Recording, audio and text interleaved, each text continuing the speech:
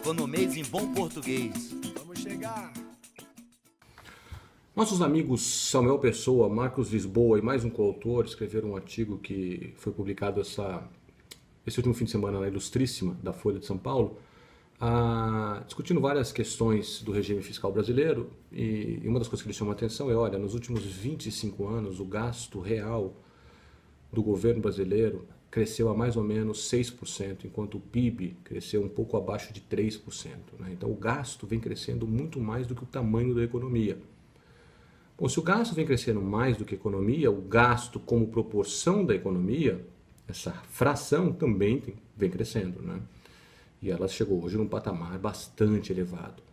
A gente não gasta muito se você comparar com os países da Europa, mas a gente gasta muito se você comparar com qualquer país que tenha renda parecida com a nossa. Até países muito ricos, tipo os Estados Unidos, tem um gasto que é meio que similar ao nosso. Ou seja, a gente está gastando bem acima do que o normal para uma economia emergente do nosso tamanho.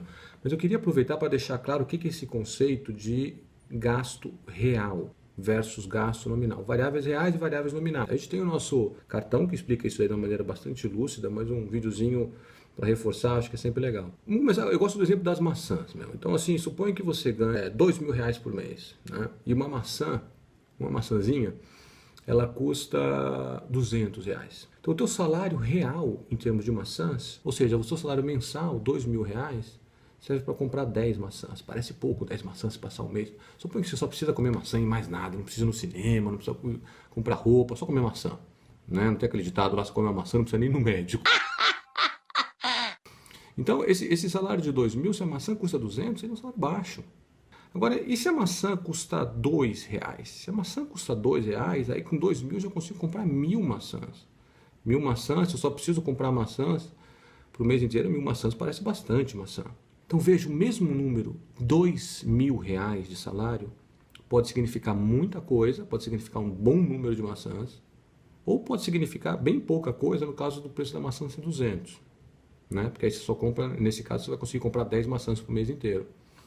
Então a variável real é quantas maçãs, o seu salário real nesse caso, é quantas maçãs você consegue comprar com R$2.000. Né?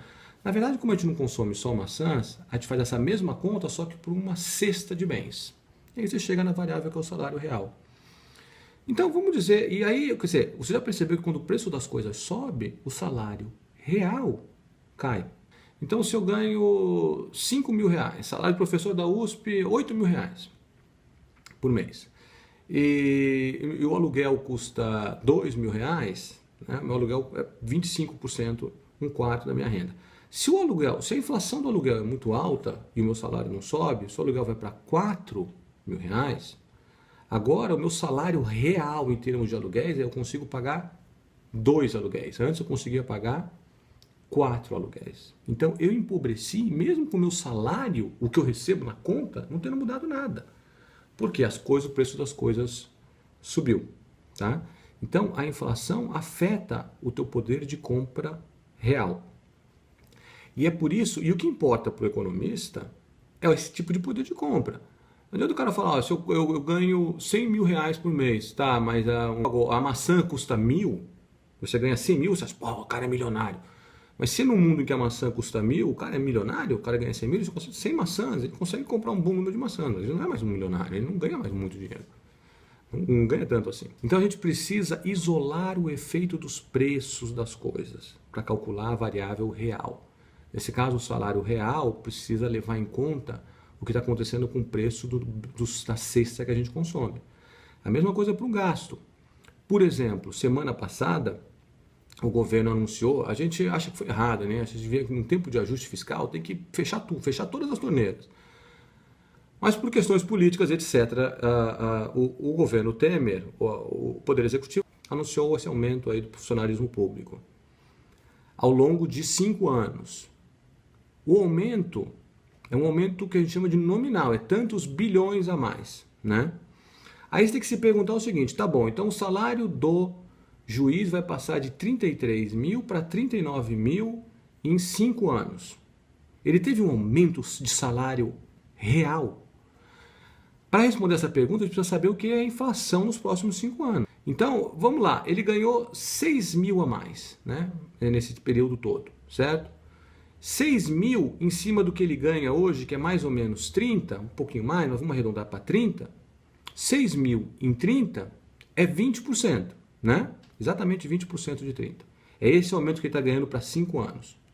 Se a inflação nos próximos 5 anos for maior do que 20%, o que muito provavelmente vai ser verdade, e óbvio, não tiver um outro aumento de salário no meio do caminho, daqui a 5 anos, esse juiz aí, ou esse funcionário público que teve esse aumento, está ganhando, em termos reais, que é o que importa, menos do que ele ganha hoje.